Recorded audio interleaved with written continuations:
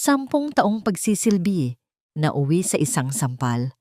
Pinagtulungan ng asawang si Marco at ng kabit nitong si Janine, si Maricel ay itinaboy na parang basahan sa harap ng maraming tao.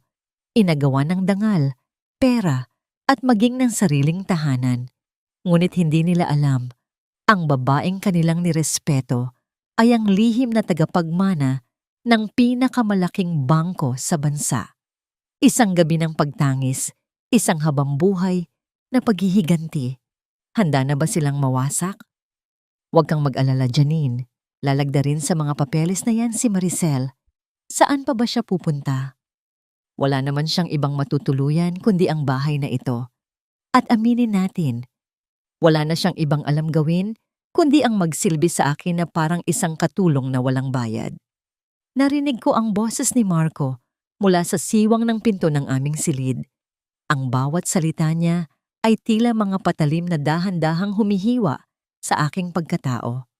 Walang sigaw, walang galit, ngunit ang lamig ng kanyang tono ang higit na nakakamatay. Para bang ang 7 taon naming pagsasama ay isa lamang lumang basura na handa na niyang itapon sa gilid ng kalsada. Nakatayo ako sa dilim ng pasilyo, hawak ang isang pinggan ng mainit pang chicken adobo, ang paborito niyang ulam na niluto, kunang may buong pagmamahal para sa aming ika-7 anibersaryo. Upang mabili ang pinakamagandang klase ng sangkap, nagtiis akong hindi kumain ng tanghalian sa loob ng 1 linggo. Gusto ko siyang sorpresahin. Gusto kong iparamdam sa kanya na kahit naghihigpit kami sa pera para sa paglago ng kanyang kumpanya, hindi nagbabago ang aking pag-aalaga. Ngunit ako pala ang nasorpresa. Ang amoy ng masarap na ulam na kanina lamang ay nagpapakulo sa aking tiyan. Ngayon ay tila naging laso na dahan-dahang sumasakal sa aking lalamunan. Pero paano ang anak ninyo? Paano si Benji? Narinig kong tanong ni Janine, ang kanyang sekretarya, na madalas kong padalhan ng merienda sa opisina dahil akala ko ay tapat siyang kaibigan. Tumawa ng mahina si Marco, isang tawa na puno ng panghahamak. Maiintindihan din ng bata iyon kapag nakita niyang mas masaya ako sa'yo. Isa pa, tingnan mo nga ang hitsura ni Maricel. Simula nang manganak siya, pinabayaan na niya ang sarili niya. Ang kanyang mga kamay ay magagaspang na parang papel de liha at ang kanyang mga damit ay laging amoy kusina. Nakakasawa na, Janine.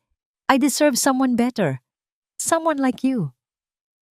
Dahan-dahang nanginig ang aking mga daliri. Ang pinggang seramika na aking hawak ay unti-unting dumudulas mula sa aking mga palad, ngunit hindi ko hinayaang mahulog ito. Ayaw kong makalikha ng ingay. Ayaw kong makita nila akong ganito, wasak, luhaan at mukhang kawawa. At tumingin ako sa aking sariling mga kamay sa gitna ng kadiliman. Tama siya. Magagaspang ang aking mga palad. May mga peklat ito mula sa mga talsik ng mantika habang ipinagluluto ko siya ng masasarap na putahe. May mga paltos ito mula sa paglalaba ko ng kanyang mga polo gamit ang aking mga kamay upang hindi masira ang tela sa washing machine. Ang bawat gaspang, ang bawat peklat ay mga medalya sana ng aking sakripisyo. Ngunit sa paningin ng lalaking ibinigay ko ang lahat, ito ay naging simbolo lamang ng aking pagkalaos at kawalan ng halaga. Sa loob ng 7 taon, itinago ko ang aking tunay na pangalan. Itinago ko ang katotohanang ako ang kaisa-isang tagapagmana ng mga bangkong nagpapatakbo sa ekonomiya ng bansang ito. Dahil lamang gusto kong patunayan sa aking ama na kaya kong mamuhay ng simple kasama ang lalaking mahal ko. Akala ko, ang pag-ibig ay sapat na para punan ang kakulangan ng yaman. Isang malaking pagkakamali. Ang mga luhang pilit kong pinipigilan ay nagsimulang pumatak sa ibabaw ng mainit na kanin. Ang bawat butil ng luha ay tila naging kristal ng galit na namumuo sa aking dibdib. Ang hapdi sa aking puso ay hindi na lamang basta sakit. Ito ay naging apoy na dahan-dahang tumutupok sa dating Maricel na martir at masunurin. Tila tumigil ang pag-ikot ng mundo. Ang ingay ng kanilang tawanan sa loob ng silid ay naging malabo sa aking pandinig. Ang tanging naririnig ko na lamang ay ang mabilis at marahas na pintig ng aking sariling puso. Sa dinami-dami ng bagyong sinuong ko para sa kanya, sa bawat pagkakataong pinili kong manatili sa anino upang siya ang magningning. Bakit ako pa ang kailangang maiwan sa ulan? Ganito na lang ba ang halaga ng aking katapatan? Ang maging isang basahang itatapon matapos gamitin? Huminga ako ng malalim, pilit na pinapakalma ang aking nanginginig na katawan. Ibinalik ko ang pinggan ng adobo sa kusina nang walang anumang ingay. Hinubad ko ang aking apron at dahan-dahang pinunasan ang aking mga luha. Ang lambot ng aking puso ay tila naging bato sa loob lamang ng ilang minuto. Marco, hindi mo alam kung anong dambuhala ang ginising mo. Akala mo ay nakuha mo na ang lahat sa akin. Ngunit hindi mo alam na ang lahat ng mayroon ka ngayon ay hiram lamang mula sa babaeng tinawag mong papel de liha. Lumingon ako sa huling pagkakataon sa pinto ng aming silid bago ako tuluyang lumabas ng bahay kasama ang aking anak. Ang dilim ng gabi sa labas ay tila nag-aanyaya ng isang bagong simula. Hanggang kailan mo kayang panindigan ang iyong kataksilan bago mo mapagtanto na ang binuo nating mundo ay guguho dahil sa isang maling hakbang? Ang bigat ng aking 5 taong gulang na anak sa aking mga bisig ay tila lalong bumibigat sa bawat hakbang ko sa gitna ng malakas na ulan. Si Benji ay mahimbing na natutulog. Walang kamalay-malay na ang kanyang mundong kinagisnan ay gumuho na sa loob lamang ng isang gabi. Ang malamig na tubig na tumatagos sa aking manipis na damit ay tila mga karayom na tumutusok sa aking balat. Ngunit ang ginaw na ito ay wala pa sa kalahati ng yelong namumuo sa loob ng aking dibdib. Sa wakas, narating ko ang maliit at lumang apartment ni Yaya Rosa sa dulo ng isang makipot na eskinita sa Tondo. Ang amoy ng basang lupa at estero ay humahalo sa amoy ng nilalabhan, isang mundong malayo sa bango ng mamahaling pabango at malalaking mansyon na aking tinirhan bilang asawa ni Marco. Ngunit dito, sa gitna ng kahirapan, nararamdaman ko ang tunay na seguridad na matagal nang ipinagkait sa akin. Nabalik lamang ang aking diwa nang marinig ko ang kalansing ng mga susi sa likod ng pinto. Luhaan akong sinalubong ni Yaya Rosa, ang babaeng mas nag-alaga sa akin kaysa sa sarili kong ina. Diyos ko, Maricel, anong nangyari sa inyo? Ang kanyang nanginginig na boses ay puno ng pag-aalala. Hindi ko na nagawang sumagot.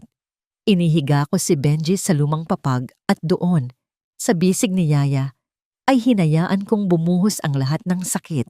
Ang bawat hagulhol ko ay tila paglalabas ng lahat ng dumi at lason na pilit kong kinalimutan sa loob ng 7 taon. Nang tumigil ang aking mga luha, tumayo ako at tiningnan ang aking sarili sa lumang salamin na may mga lamat sa gilid. Isang babaeng maputla, pagod at may buhok na hanggang baywang na, tila naging sumpa ng aking nakaraan. Ang buhok na gusto ni Marco dahil mukha daw akong masunurin. Kumuha ako ng gunting mula sa lamesa ni Yaya Rosa. Sa bawat gupit, nararamdaman ko ang pagkawala ng bigat sa aking balikat. Ang mga hibla ng buhok na nahuhulog sa sahig ay tila mga alaala ng aking katangahan. Nang matapos ako, isang bagong Maricel ang tumingin sa akin mula sa salamin. Maikli ang buhok, matalas ang tingin, at handang lumaban. Kinuha ko ang aking lumang cellphone mula sa bulsa. May isang numerong matagal ko nang hindi tinatawagan, isang numerong akala ko ay hinding-hindi ko nakakailanganin. Sa ikatlong ring narinig ko ang isang baritonong boses na puno ng otoridad, ngunit tila tumanda na sa nakalipas na mga taon. Hello? Sino ito? Tanong ni Don Roberto. Napaos ang aking boses nang sumagot ako. Tay, si Maricel po ito. Katahimikan ang namayani sa kabilang linya. Naririnig ko lamang ang mabigat na paghinga ng aking ama. Anak, Maricel, nasaan ka? Sabihin mo sa akin kung nasaan ka at susunduin kita ngayon din. Huwag po, Tay. Hindi ko kailangan ng sundo. Hindi na ako ang batang babaeng tumakas noon para sa pag-ibig. Ang kailangan ko po ay ang aking trono. Gusto ko nang bumalik sa bangko. Gusto ko nang bawiin ang lahat ng sa akin. Sa unang pagkakataon matapos ang maraming taon, naramdaman ko ang suporta ng aking pamilya. Hindi ako binigo ni Don Roberto. Sa kabila ng galit niya noon, ang pagmamahal ng isang ama ay hindi kailanman nawawala. Binuksan niya muli ang pinto ng aming imperyo para sa akin, ngunit may isang hiling ako sa kanya. Tay, huwag niyo munang ipapaalam sa mundo na nagbalik na ako. Hayaan niyong ako ang maglaglag sa kanila sa sarili nilang bitag. Nang gabing iyon, habang mahimbing na natutulog si Benji sa aking tabi, pinuksan ko ang aking laptop. Gamit ang aking mga dating access codes bilang risk manager, dahan-dahan kong pinasok ang lihim na database ng kumpanya ni Marco. Ang bawat numero na lumalabas sa screen ay tila mga piraso ng puzzle na unti-unting nabubuo. Doon ko natuklasan ang katotohanan na mas masahol pa sa kanyang kataksilan. Si Marco ay hindi lamang nambababae. Ginagastos niya ang pera ng kumpanya para sa mga luho ni Janine sa pamamagitan ng peking invoices at ghost employees.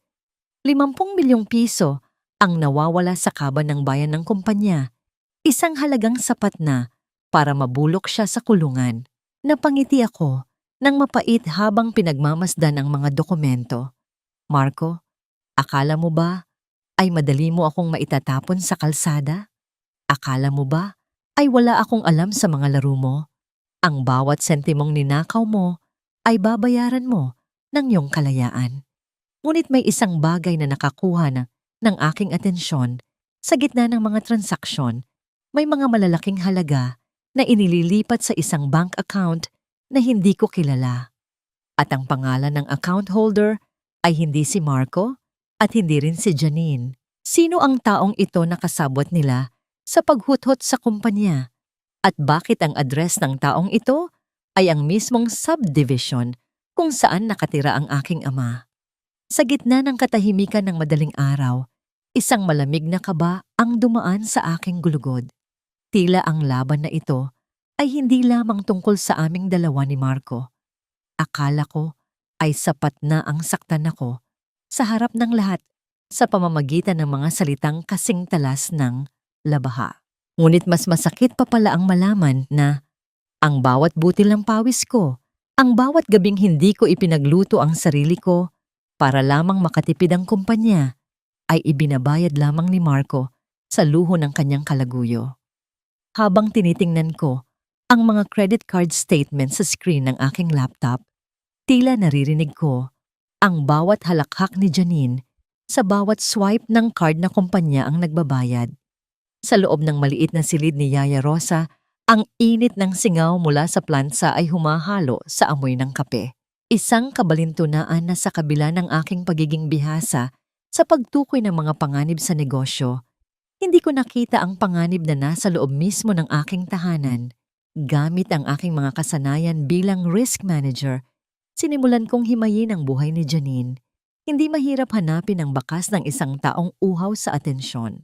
Sa kanyang mga social media posts, kitang-kita ang mga mamahaling bote ng wine at ang madalas na pagbisita sa mga spa na nag-aalok ng matitinding body treatment. Mga bagay na hinding-hindi gagawin ng isang babaeng tunay na nag-aalaga sa isang masaselang pagbubuntis. Maricel, anak, heto ang kaunting tinapay. Huwag mong kalimutang kumain.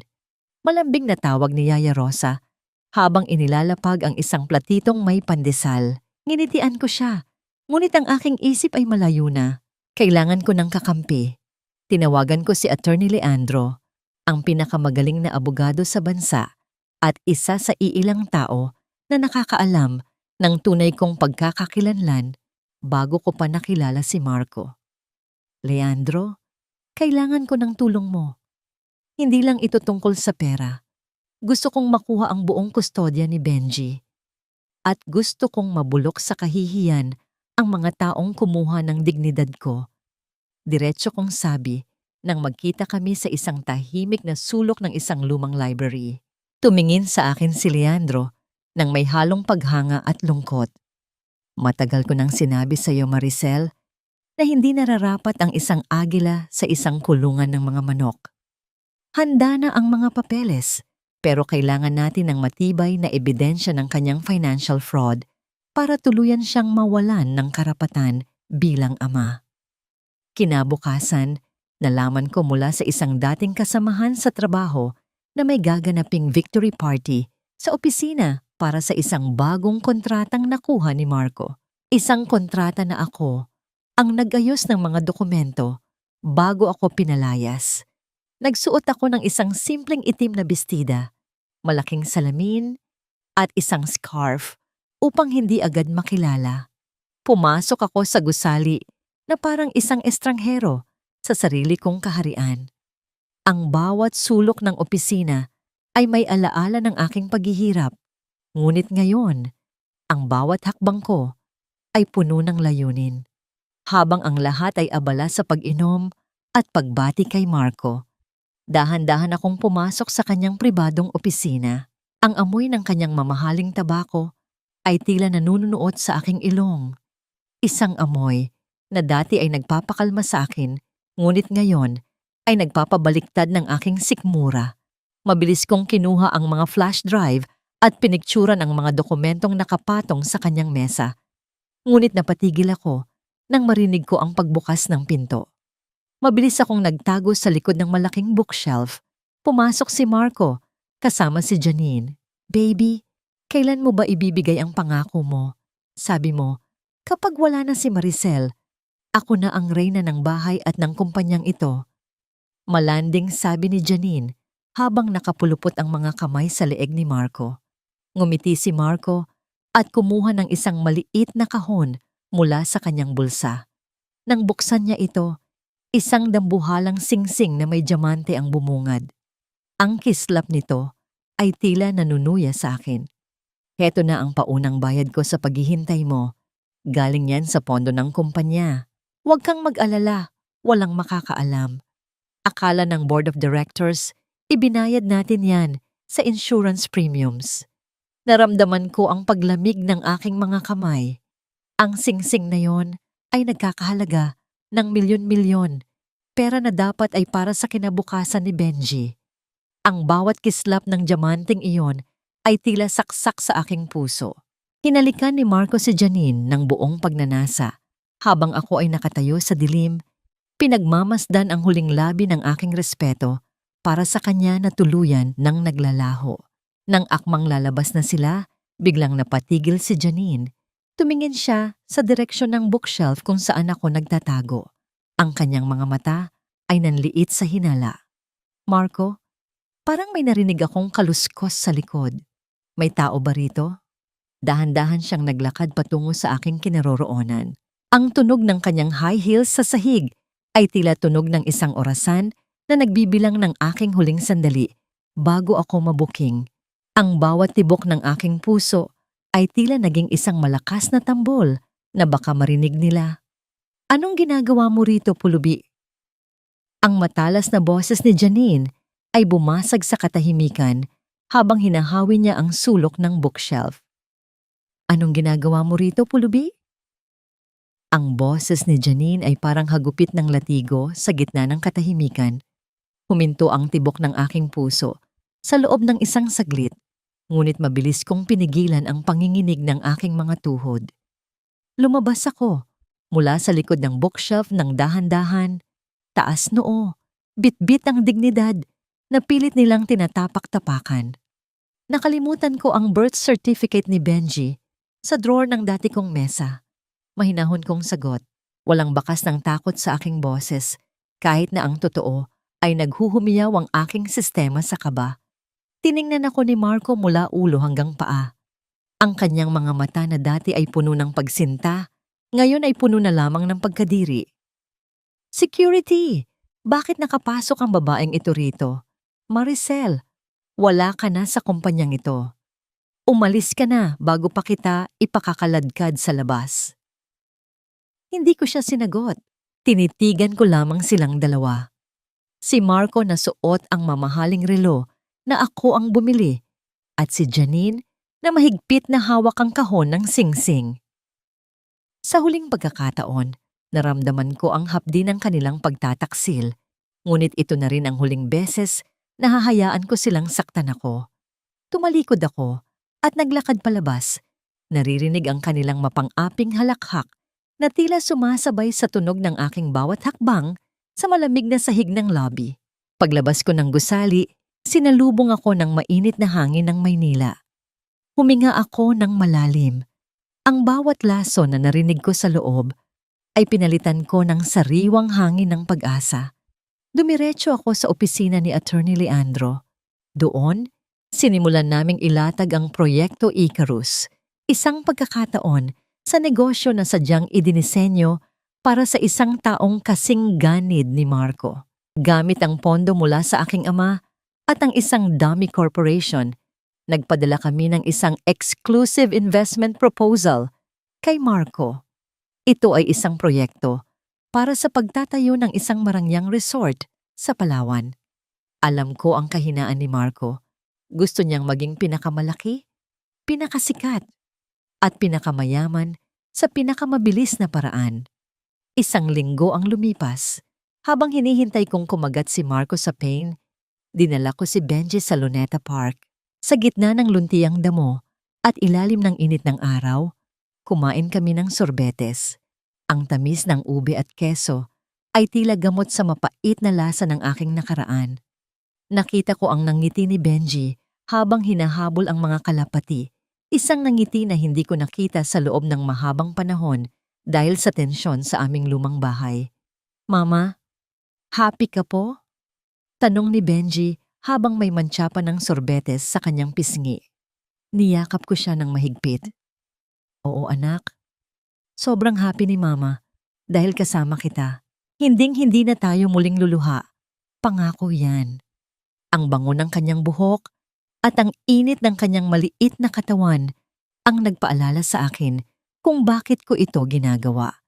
Hindi ito para sa paghihiganti lamang. Ito ay para sa aming kaligtasan. Ngunit ang kapayapaang iyon ay panandalian lamang. Nang gabi ring iyon, nakatanggap ako ng ulat mula sa aking tauhan sa loob ng kumpanya. Dahil sa kagustuhan ni Marco na makuha ang proyekto sa Palawan, inilipat niya ang natitirang 30 milyong piso mula sa operational funds ng kumpanya patungo sa account na aming inihanda. Hindi siya nag-isip, hindi siya nag-imbestiga. Ang kislap ng diamante para kay Janine at ang pangarap na maging hari ng industriya ang bumulag sa kanya. Binuksan ko ang aking laptop at pinanood ang paglipat ng mga pondo. Ang bawat numero sa screen ay tila mga huling patak ng tubig sa isang tuyong balon. "Marco, ibinigay ko sa iyo ang lahat ng pagkakataon para maging tapat. Ngunit pinili mong magnakaw sa sarili mong mga empleyado para lamang sa isang babaeng hindi ka naman tunay na mahal." Dahan-dahan kong pinindot ang enter key upang i-trigger ang huling bahagi ng aking plano. Isang nanginginig na buntong hininga ang kumawala sa aking dibdib. Sa kabilang dako ng lungsod, sa loob ng isang marangyang restaurant kung saan nagdiriwang sina Marco at Janine, biglang naramdaman ni Marco ang pag-vibrate ng kanyang cellphone sa ibabaw ng lamesa. Ang kaba sa kanyang muka ay agad na pumalit sa kanyang ngiti nang mabasa niya ang notification mula sa bangko. Ang lahat ng kanyang personal at corporate accounts ay biglang na-freeze. Ang perang inakala niyang magdadala sa kanya sa rurok ng tagumpay ay biglang naglaho na parang bula sa hangin. Sa gitna ng kalituhan, isang tawag ang pumasok sa kanyang telepono. Isang boses na pamilyar, ngunit may kakaibang lamig at kapangyarihan na hindi niya kailanman naririnig noon. "Hello Marco, kamusta ang dinner niyo?" "Tigaindo." Ang lamig ng umaga ay hindi nakabawas sa nag-iinit na tensyon sa loob ng main lobby ng kumpanya.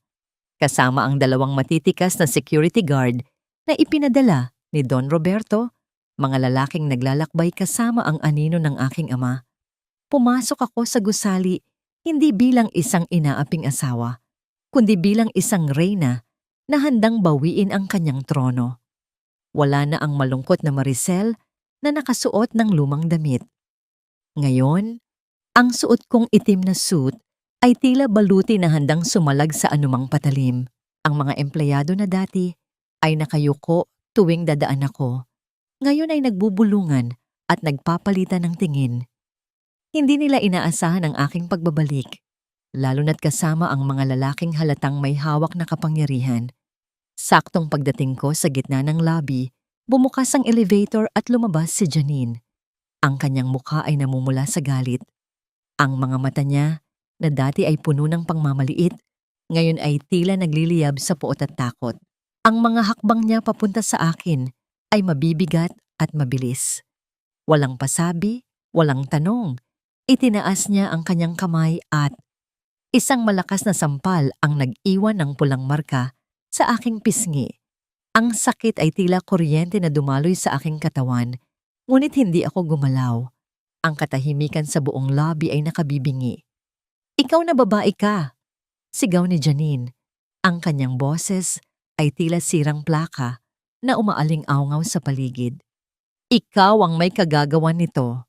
Ikaw ang nag-freeze ng mga accounts ni Marco. Isa kang magnanakaw. Akala mo ba ay natatakot ako sa'yo dahil nagdala ka ng mga alalay?" Akmang itataas niya ulit ang kanyang kamay upang magbigay ng pangalawang sampal nang mabilis na kumilos ang aking kanang kamay. Bago pa man dumampi ang kanyang palad sa aking muka, hinawakan ko ang kanyang pulso. Mahigpit, madiin. Tiningnan ko siya sa mata na may lamig na tila nagmula sa pinakamalalim na yelo ng karagatan. Sa isang mabilis at kontroladong paggalaw, binaluktot ko ang kanyang braso patalikod. Isang matinis na tili ng sakit ang lumabas sa bibig ni Janine. Ang kanyang mukha ay pumangit sa labis na pighati. "Huwag mong subukang dumampi sa akin, Janine." Mahinahon, ngunit mariin kong sabi, ang aking boses ay sapat na lakas para marinig ng lahat. Dahil ang mga kamay ko na pinandirihan ninyo, ang parehong mga kamay na ito ang magwawasak sa inyo.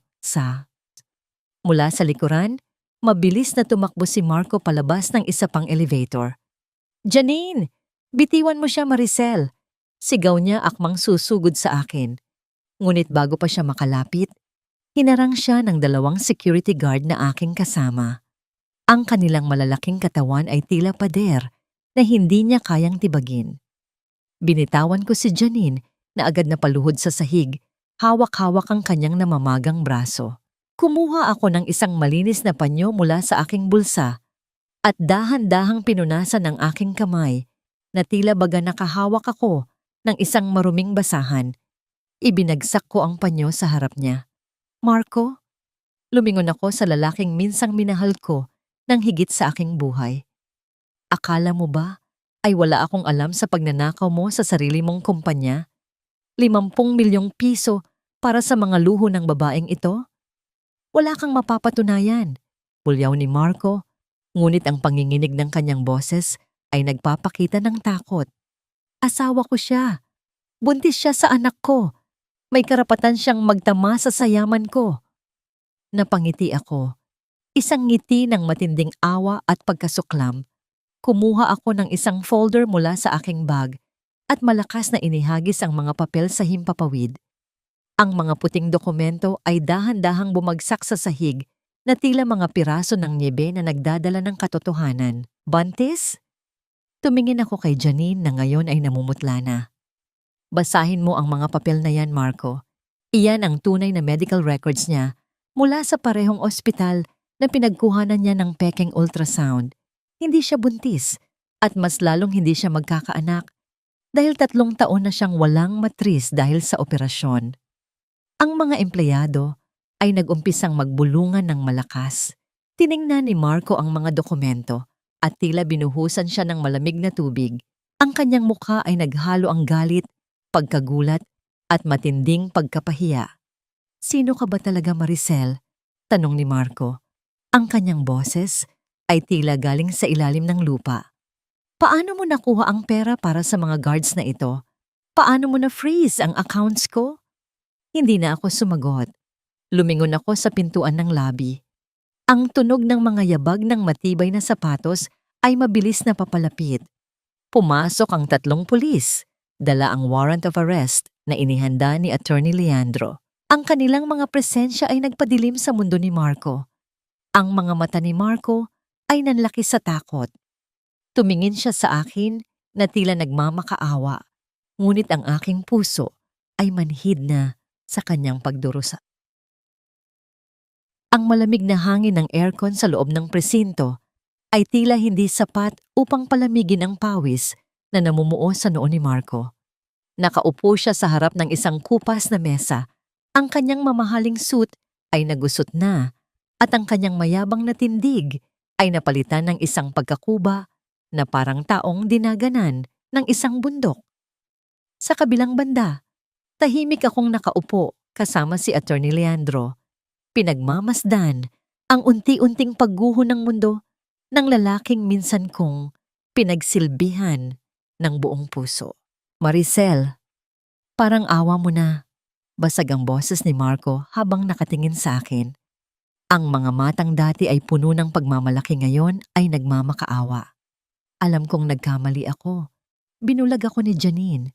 Pero asawa mo pa rin ako. May anak tayo. Hindi mo naman siguro hahayaang lumaki si Benji nang walang ama sa tabi niya, hindi ba? Isang mapait na nangiti ang sumilay sa aking mga labi. Ginagamit niya ang aking anak upang iligtas ang kanyang sarili. Ganyan siya kababaw. Ganyan siya kasakim. Huwag mong banggitin ang pangalan ni Benji. Malamig kong sagot. Ang aking boses ay tila yelo na tumagos sa kanyang pandinig. Noong pinalayas mo kami sa gitna ng ulan, naisip mo ba kung paano siya lalaki? Noong ipinagpalit mo kami sa isang babaeng puno ng kasinungalingan, naisip mo ba ang kinabukasan ng sarili mong anak? Hindi, Marco. Ang tanging naisip mo lang ay ang iyong sarili. Iniabot ni Attorney Leandro ang isang makapal na folder sa ibabaw ng mesa. Dahan-dahang binuksan ito ng pulis. Laman yon hindi lamang ang ebidensya ng paglustay niya ng pondo, kundi ang mga dokumentong nagpapatunay na ang lahat ng malalaking kliyente niya ay nakansela na ang kontrata dahil sa paglabag niya sa tiwala. Sino ang nagpadala ng mga dokumentong yan? Nanginginig na tanong ni Marco. Sino ang nasa likod ng Proyekto Icarus? Sino ang nagpasara ng kumpanya ko? Tumayo ako at lumapit ng kaunti sa kanya. Tiningnan ko siya sa mga mata ng may buong pagmamalaki. Ako, Marco, ang babaeng sinabi mong may magagaspang na kamay at amoy kusina. Ako ang may hawak ng mga patakaran na umalalay sa kumpanya mo sa loob ng maraming taon. At nang binitawan ko ang aking mga kamay, gumuho ang lahat ng iyong ipinagmamalaki. Hindi niya matanggap ang narinig. Napailing siya. Tila nawawala sa sariling katinuan. Hindi totoo yan. Wala kang pera. Wala kang kapangyarihan. Hindi ko na kailangang magpaliwanag. Hayaan ko na ang oras ang magturo sa kanya kung gaano kaliit ang pagtingin niya sa babaeng kanyang inalipusta. Samantala, sa isang mamahaling kondominium sa Makati, ang tunog ng kalampag ng pinto ay nagpagising kay Janine mula sa kanyang natitirang kahibangan. Wala siyang pera dahil na-freeze ang lahat ng accounts ni Marco at ang tanging inaasahan niya ay ang singsing na pilit niyang isinusuot. Pagbukas niya ng pinto, isang lalaking may matalim na tingin at peklat sa kilay ang sumalubong sa kanya. Ito ay si Dante, ang kanyang dating asawa na naghahanap sa kanya dahil sa malaking utang. Akala mo ba matatakasan mo ang inutang mo sa akin nung iniwan mo kami ng mga anak mo? Galit na sigaw ng lalaki habang pilit na pinapasok ang sarili sa loob. Kinuha nito ang diamanteng singsing mula sa daliri ni Janine at mabilis na nilisan ang lugar. Iniwang umiiyak at nagmamakaawa ang babaeng umangkin sa aking tahanan. Bumalik ang aking diwa sa kasalukuyan nang marinig kong bumukas muli ang pinto ng presinto. Pumasok ang isang abogado na kumakatawan sa board of directors ng kumpanya. Tumingin ito kay Marco nang may labis na pandidiri. Mr. Tolentino, Narito kami upang formal na ipaalam na ang porsyento ng iyong sapi sa kumpanya ay binili na ng aming pinakamalaking shareholder. Wala ka na sa board at haharapin mo ang buong puwersa ng batas para sa pagnanakaw mo. Sino ino? Sino ang pinakamalaking shareholder? Sigaw ni Marco. Tila nawawalan na ng pag-asa. Ngumiti ang abogado at gumilid upang bigyan daan ang isang taong papasok. Isang lalaking matangkad, may tungkod na yari sa mamahaling kahoy at may aura ng isang hari. Si Don Roberto, ang aking ama. Lumapit siya sa akin at tinapik ang aking balikat ng may halong pagmamalaki. Ang pinakamalaking shareholder, Mr. Tolentino, ay ang aking anak, si Maricel Sandoval, ang tunay na may-ari ng lahat ng tinatamasa mo. Napaluhod si Marco sa sahig. Ang kanyang pag-asa, ang kanyang kayabangan, ang kanyang buong mundo ay gumuho at naging abo. Sa unang pagkakataon, nakita ko sa kanyang mga mata ang tunay na pagsisisi. Ngunit ang pagsisising iyon ay huli na ng 7 taon.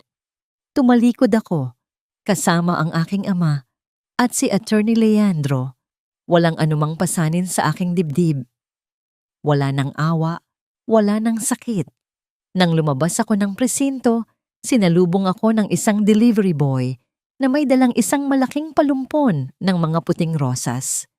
May nakasingit na maliit na card sa mga bulaklak. Ang nakasulat, "Maligayang pagbabalik sa liwanag, mahal kong anak." Papa. Napangiti ako ng totoo. Hindi isang nangiti ng paghihiganti, kundi isang nangiti ng paglaya. Ang halimuyak ng mamahaling sampagita oil ay pumalit sa amoy ng isdang piniprito at bawang na dating nakakapit sa aking balat. Nakatayo ako sa harap ng isang malaking salamin sa aking bagong opisina. Suot ang isang pinasadya at eleganteng puting suit. Tiningnan ko ang aking mga kamay. Nandoon pa rin ang mga maliliit na peklat ng aking nakaraan, ngunit ngayon, ang mga kamay na ito ay hindi na naglalaban ng maruruming damit ng isang taksil. Ang mga kamay na ito ay may hawak ng gintong pluma upang mag-aproba ng bilyon-bilyong halaga ng proyekto bilang bagong Chief Executive Officer ng Sandoval Group of Companies.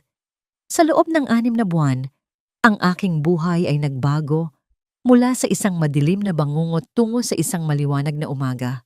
Iginugol ko ang mga unang buwan sa pagbawi sa mga nawalang taon kasama si Benji. Dinala ko siya sa mga lugar na dati ay pinapangarap lamang namin habang tinitingnan ang mga lumang magasin. Naramdaman namin ang lamig ng niebe sa Switzerland at nilaro namin ang pinong buhangin sa mga dalampasigan ng Maldives.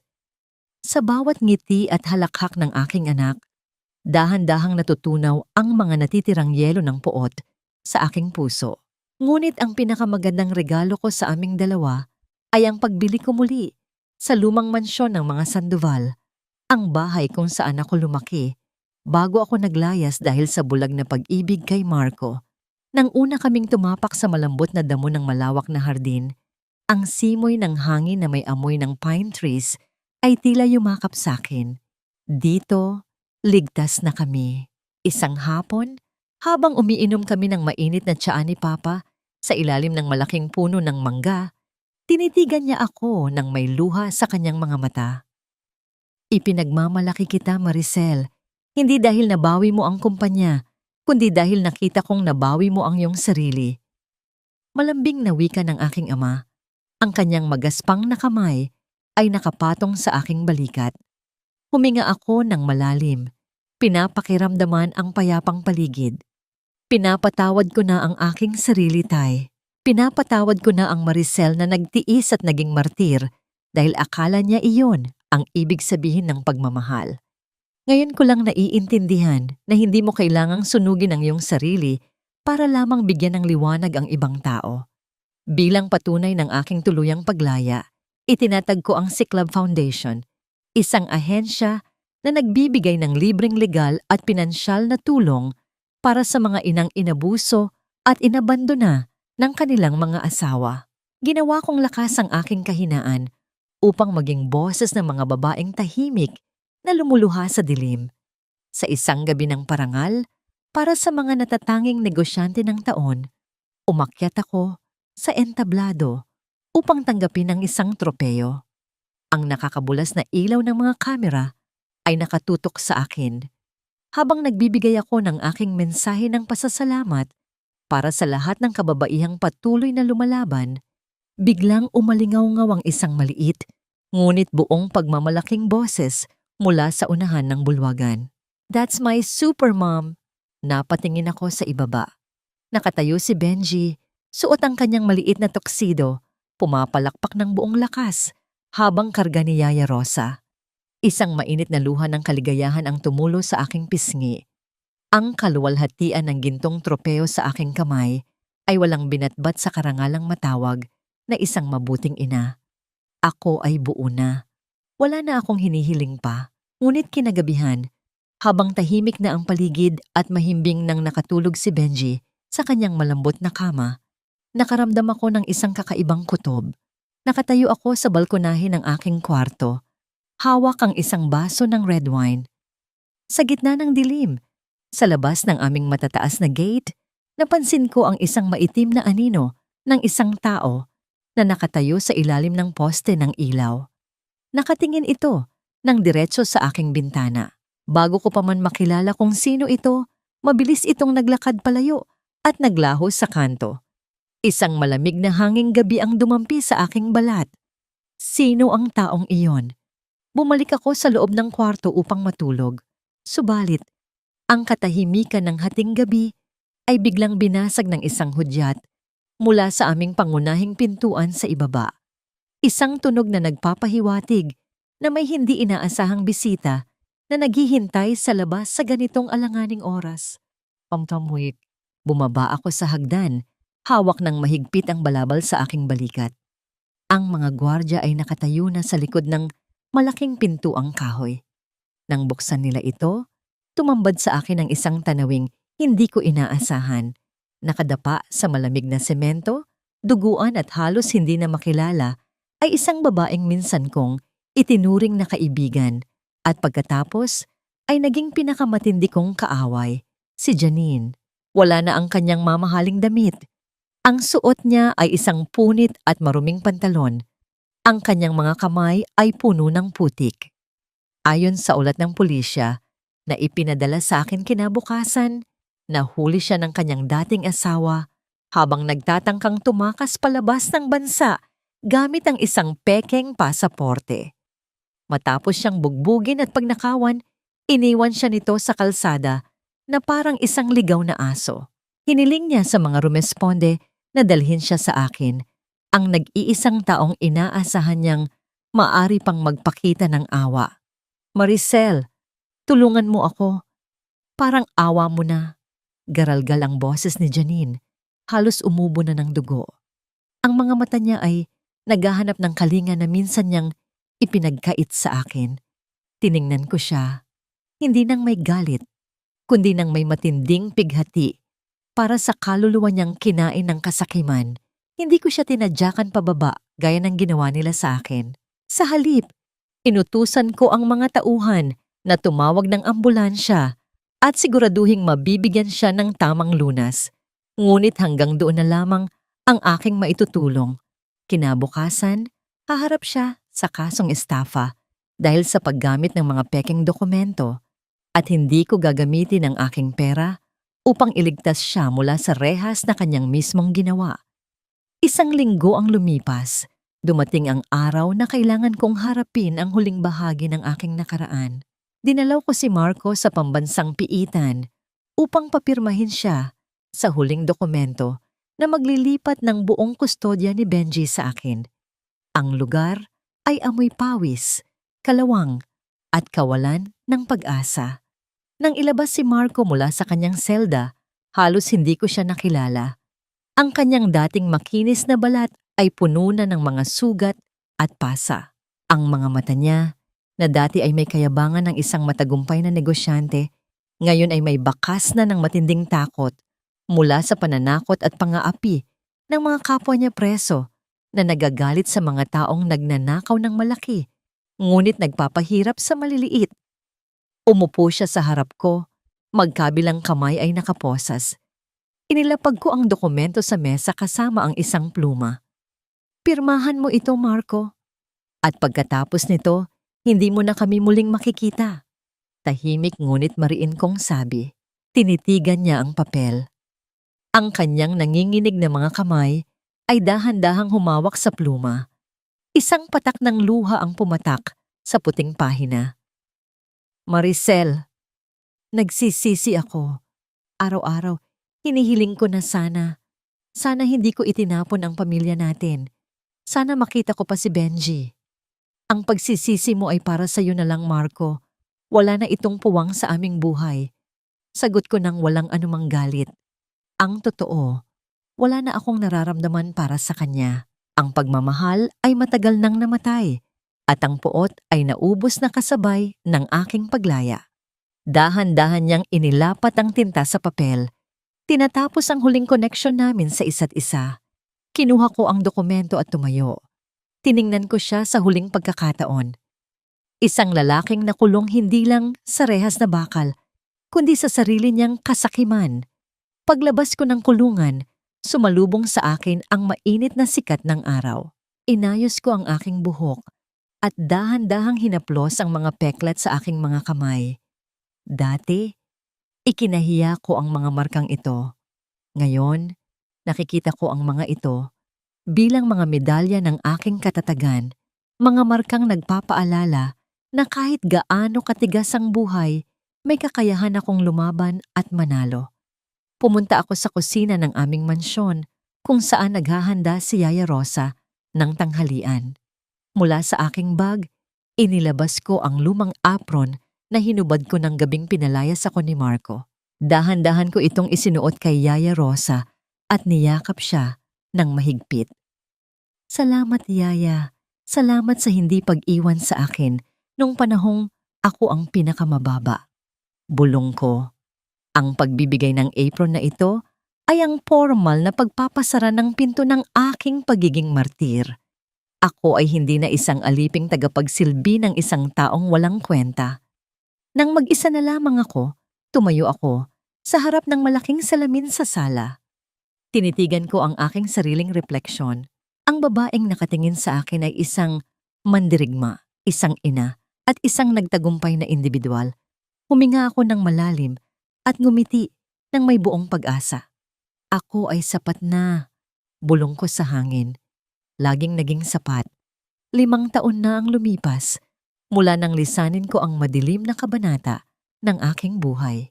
Ngayong gabi, ang malawak na bulwagan ng pinakabago at pinakamalaking hotel na ipinatayo ng Sandoval Group ay napupuno ng maiinit na ngiti at paghanga.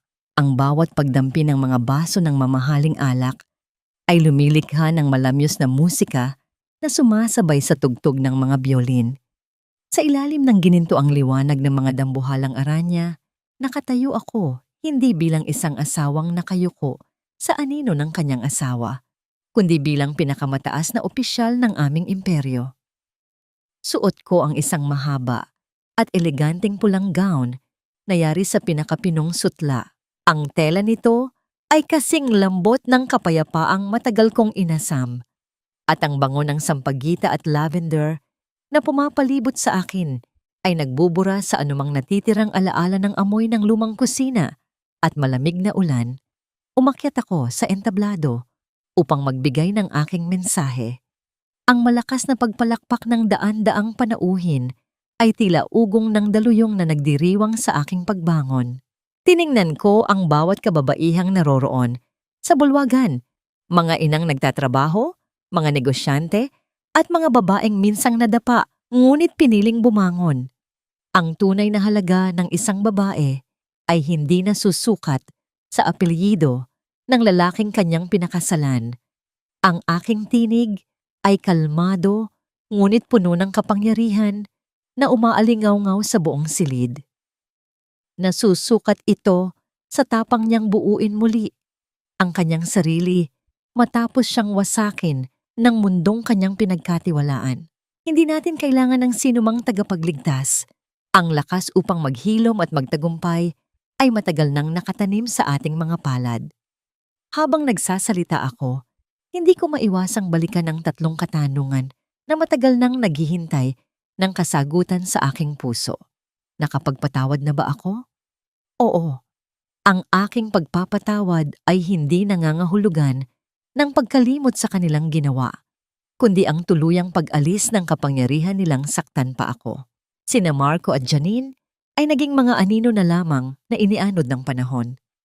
Si Marco ay patuloy na nabubulok sa loob ng malamig na selda, tumanda at tuluyan ng kinalimutan ng mundong minsang sinamba niya.